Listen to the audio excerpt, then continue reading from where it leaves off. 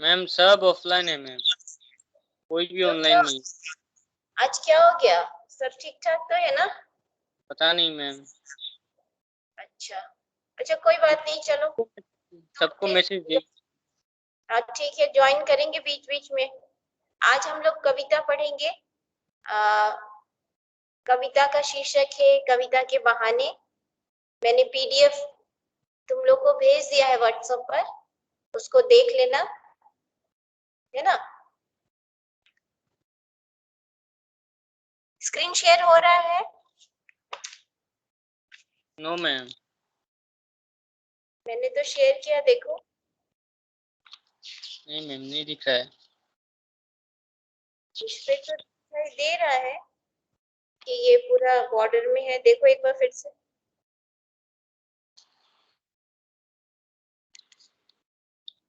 हाँ, अभी आया मैम। आया ना? ठीक। तो आज हम कुंवर नारायण की कविता पढ़ेंगे और कविता का शीर्षक है कविता के बहाने। ठीक है। कुंवर नारायण जो है आधुनिक हिंदी साहित्य के एक प्रमुख कवि हैं और जिनका जन्म उत्तर प्रदेश के फैजाबाद जिले में हुआ था। और इनकी एक विशेषता है कि ये बहुत ही भ्रमणशील व्यक्ति थे। ये हमेशा देशाटन करते थे, घूमते फिरते थे, इसलिए इनकी कविता में एक शहरी संस्कृति देखने को मिलती है ना? तो यहाँ थोड़े सा उनका परिचय मैंने दे दिया है तुम्हारे इसमें। और प्रस्तुत जो कविता है, आज जो हम कविता पढ़ेंगे कविता के बहाने, तो उस कविता के बारे में है कि ये कविता जो है उनकी जो कविता संग्रह है इन दिनों, उससे ली गई है। ये कविता संग्रह है और इससे ली गई है। तो इसी में दरअसल आज का जमाना जो है वो यंत्रों से भरा हुआ जीवन है। अब देखो, आज हम पढ़ाई लिखाई भी करते हैं तो यंत्र के माध्यम से ही कर रहे हैं, है ना? Yes ma'am. तो और दिनों दिन यांत्रिक हो गए। जैसे हम पहले कक्षा में पढ़ते थे, शारीरिक रूप से सभी प्रेजेंट रहते थे, आमने सामने होती थी। अभी ये मोबाइल और अभी ये चल रहा है जो इंटरनेट और नेट के माध्यम से हम शिक्षा ग्रहण कर रहे हैं। तो इसी यानी दिनों दिन बढ़ती हुई ये जो यंत्र है, ये जो मशीनी युग है आज का जो, उसमें लोगों के मन में ये प्रश्न उठता है कि क्या कभी कविता का अस्तित्व मिट जाएगा? कविता मतलब हुआ कि साहित्य, ठीक है? साहित्य यानी लिटरेचर हो गया।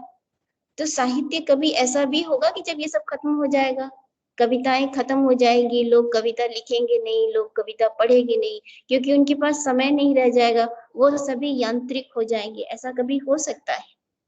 तो ऐसा प्रश्न उठता है मन में बार बार। तो इसी का उत्तर है ये कविता। इस कविता के माध्यम से बताया गया है दरअसल ऐसा कभी होगा नहीं। क्यों नहीं होगा? क्योंकि कविता जो है वो मनुष्य की प्रगति का सूचक है, उसको निरंतर आशा उमंग यह प्रदान करती है। इसीलिए जब तक मनुष्य के अंदर भावनाएं हैं भी समाप्त नहीं होगी, उसका सृजन होता रहेगा, उसकी रचनाएं होती रहेंगी और वो निरंतर क्या होगा? चलता रहे। तो ये इसी बात को उन्होंने विभिन्न उदाहरणों से समझाया है। तरह तरह के उदाहरण दिए हैं उन्होंने। दो उदाहरण दिए हैं, देखो यहाँ पर एक चिड़िया का है, फूल का है और बच्चे का है। तो इसके द्वारा ही उन्होंने कविता की अस्तित्व के बारे में यह बात पुष्ट की है कि कविता कभी खत्म नहीं होगी, ये निरंतर अस्तित्व में रहेगी। जब तक यह संस्कृति रहेगी, जब तक ये संसार रहेगा, जब तक मनुष्य होगा, तब तक कविता का अस्तित्व भी होगा। तो पहले हम थोड़ी कविता पढ़ लें, उसके बाद फिर हम लोग उसका भावार्थ पढ़ेंगे, होगा? Yes ma'am. ठीक है मैम। तो कविता के बहाने। कविता एक उड़ान है चिड़िया के बहाने। कविता की उड़ान भला चिड़िया क्या जाने। बाहर भीतर इस घर उस घर, कविता के पंख लगा उड़ने के माने, चिड़िया क्या जाने। कविता एक खिलना है फूलों के बहाने। कविता का खिलना भला फूल क्या जाने। बाहर भीतर इस घर उस घर, बिना मुरझाए महकने के माने, फूल क्या जाने। कविता एक खेल है बच्चों के बहाने। बाहर भीतर यह घर वह घर, सब घर एक कर देने के माने, बच्चा ही जाने। अब देखो यह 3 बातें कविता में कवि ने कही है। क्या क्या कही है कि कविता एक उड़ान है चिड़िया के बहाने। कविता की उड़ान भला चिड़िया क्या जाने। यानी कवि बताता है कि कविता में कल्पना होती है ना कल्पना। तरह तरह की कल्पनाएं होती हैं उसमें। और वो कल्पना क्या होती है। कल्पना मतलब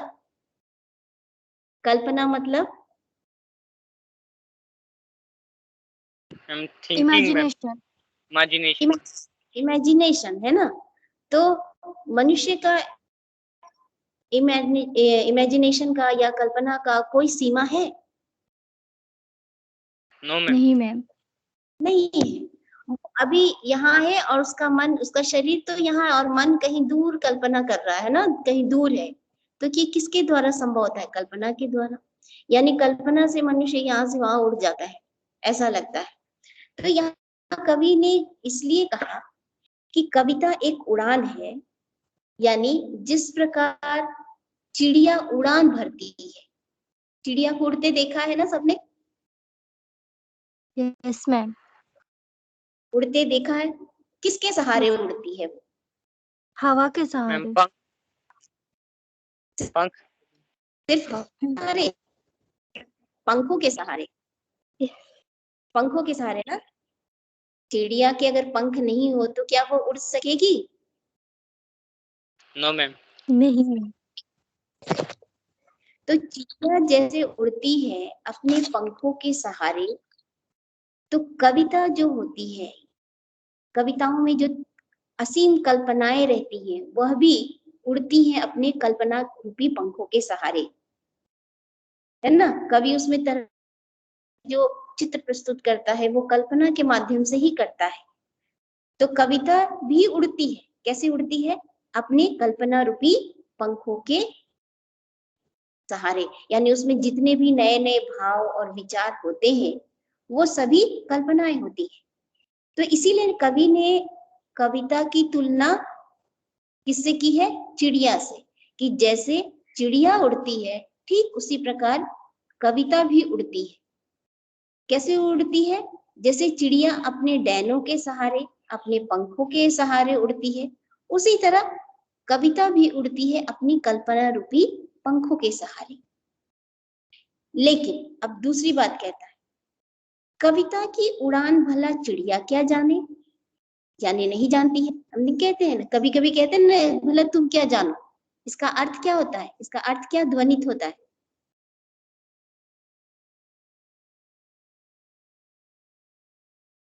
क्या अर्थ ध्वनित होता है। भला तुम क्या जानो। यानी यानी तुम्हें क्या सब तो तुम्हें मालूम। कुछ। और तुम्हें कुछ क्या मालूम, तुम्हें कुछ नहीं मालूम, कहने का मतलब यही ना। तो यहाँ देखो कवि यस ने मैम। भी उसी तरह कहा कि कविता उड़ान भला चिड़िया क्या जाने। लेकिन चिड़िया उड़ती तो है लेकिन वो कविता की उड़ान को नहीं समझ सकेगी। यानी उसकी सामर्थ्य से ये बाहर है। बाहर भीतर इस घर उस घर, कविता के पंख कविता के पंख लगा उड़ने के माने, चिड़िया क्या जाने। अब चिड़िया है कि यहाँ से वहां उड़ेगी, बाहर उड़ेगी, भीतर उड़ेगी, घर में उड़ेगी, यहाँ उड़ेगी, वहां उड़ेगी, ठीक है। लेकिन उसकी उड़ान की एक सीमा है ना। वो एक सीमा के अंदर ही उड़ती है। वो कहीं दाना चुगने भी जाएगी तो दूर नहीं जाती है। देखो अपने ही क्षेत्र में उड़ती है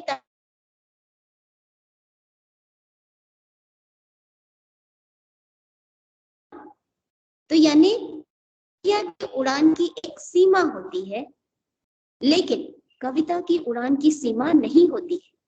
कवि के मन में जो भाव उत्पन्न होते हैं उसकी कोई सीमा नहीं होती है। उसकी कल्पनाएं इतनी असीम होती है कि वह किसी सीमा में नहीं बंधती। यानी देखो, कोई रचना, कोई कविता आज से हजारों या सैकड़ों वर्ष पहले लिखी जाती है, लेकिन वह आज भी हम पढ़ते हैं। इसका एक प्रत्यक्ष उदाहरण यह है कि जो हमारे धार्मिक ग्रंथ की कहानियां हैं, मान लो रामायण है, मान लो बाइबल है, मान लो कुरान है, उससे जुड़ी हुई जो कहानियां हैं वो तो आज से सैकड़ों वर्ष पहले लिखी गई, लेकिन आज भी हम उसे पढ़ते हैं। तो वो तो सीमा से अलग है ना, सीमा से, बंधन से मुक्त है। यानी साहित्य जो है वह, उसके लिए न तो काल की सीमा होती है और न समय की स्थान की सीमा होती है। वह काल और स्थान की सीमा से मुक्त है। जबकि चिड़िया क्या है, वो समय की दृष्टि से भी, काल की दृष्टि से भी बंधन में है और स्थान की दृष्टि से भी। इसीलिए वह कविता की उड़ान को, कविता की कल्पना को, कविता के भावों को वो नहीं समझ सकी। स्पष्ट है? स्पष्ट है? तो यहाँ पर इस कविता में उड़ान की तुलना, कविता की उड़ान की तुलना किससे की है? चिड़िया से की है। चिड़िया से की। चिड़िया कहाँ कहाँ उड़ सकती है? अपने अपने सीमा के अंदर में। हाँ, तो ये यहाँ देखो, यहाँ लिखा है ना, बाहर, भीतर, इस घर, उस घर, है ना। बाहर उड़ सकती है, भीतर उड़ सकती है ना, सब जगह जा सकती है, लेकिन वह स्थान और काल यानी समय के बंधन को नहीं तोड़ पाती। लेकिन कविता की उड़ान कैसी है? लेकिन कविता की उड़ान कैसी है? असीमित है। असीमित।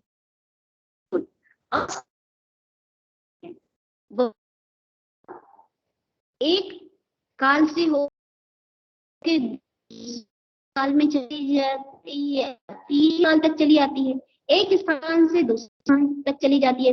जैसे उदाहरण के लिए कोई कविता, मान लो वर्ड्सवर्थ ने जो कविता लिखी, वर्ड्सवर्थ की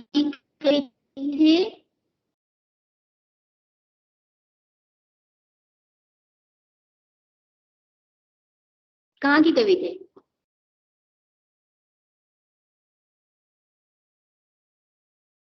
मैम आप फिर से बोलिए, आपका आवाज सुनाई नहीं दिया। कोई मैम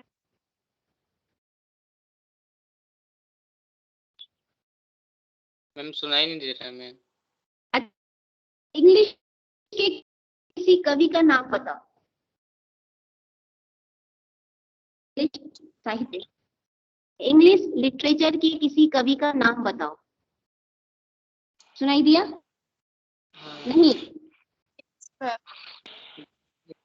नहीं मैम स्टीफन स्पेंडर।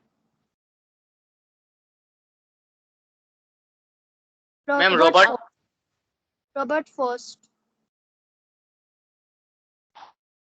वो कहाँ के रहने वाले थे?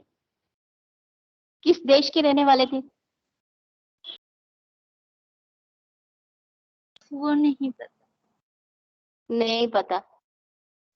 तो उनके बारे में पता हो, इतना तो जरूर है कि वो भारत के नहीं थे। Yes ma'am.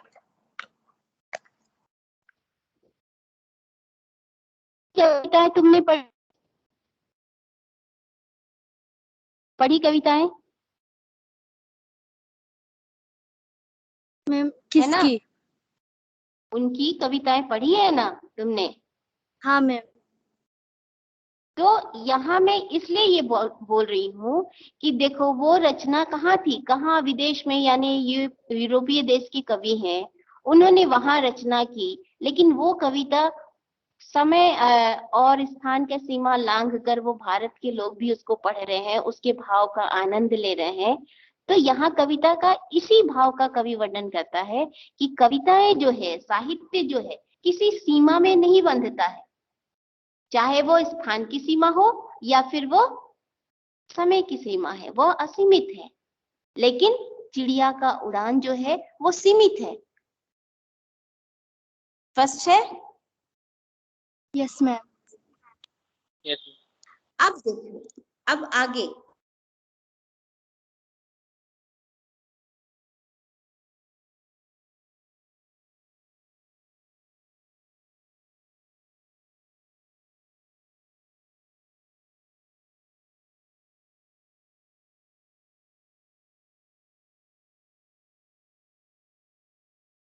Hello ma'am. Ma'am कुछ सुनाई नहीं दे रहा। हेलो मैम, कुछ सुनाई नहीं दे रहा मैम।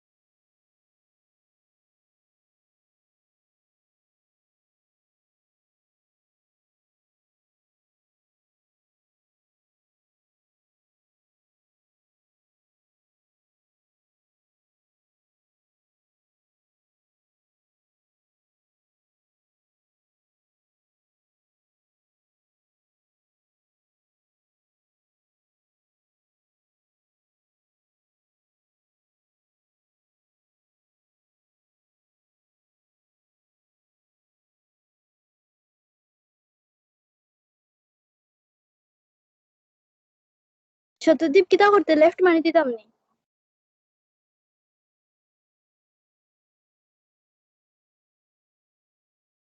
जरा मैम किता नेट कम नेट कैसे गया मैम मेरा। अच्छा जगह ली मैम ने जरा।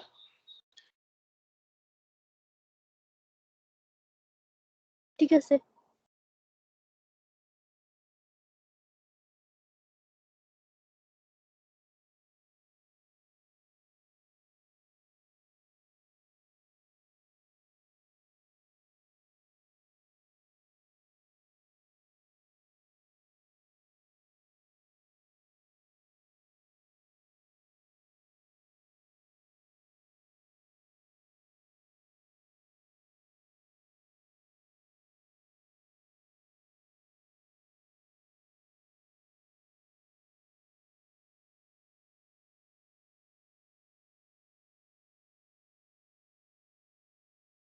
কিতা করতাম।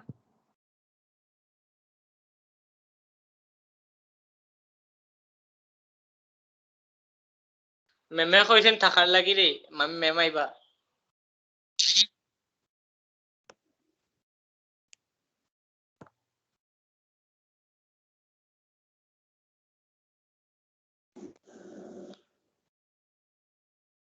चिमकी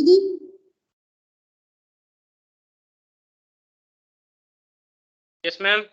मैम अभी तो आवाज मिल रही है ना? मैम। Yes ma'am. हाँ, नेटवर्क खत्म हो गया था इसीलिए। अच्छा, स्क्रीन तो शेयर नहीं हो रहा है? No ma'am. अच्छा, तो अभी नहीं करूंगी क्योंकि इसमें खत्म भी हो गया, बैटरी भी समझो कि 39% है। तो मैं तुम लोग इस तरह बता रही हूँ, तुम लोग फिर जो पीडीएफ दिया है उससे तुम लोग पढ़ना। हाँ, हो जाएगा? ठीक है मैम।